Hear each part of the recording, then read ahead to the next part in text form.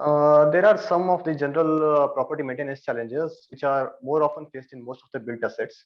So first of all, it's like operation and cost efficiency.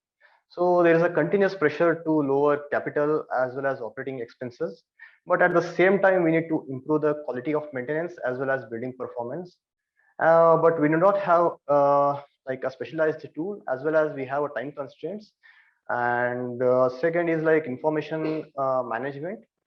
It's also a very challenging task because most of the process as well as reports are either in printed hard copies or in Excel formats.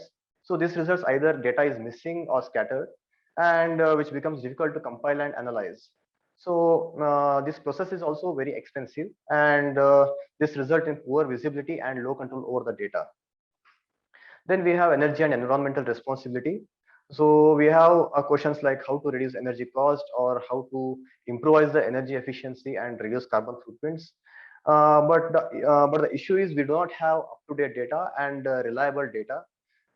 So it is very difficult to generate reports or to follow up on this issue.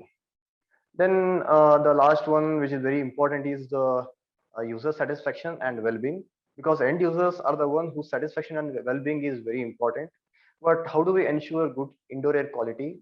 And how do we ensure uninterrupted working environment so that the building technology and assets are working efficiently and working environment is not affected? Then also like how do we need to communicate, respond, and solve the end user issues so that it will be solved very quickly and it will be a quick solution for them.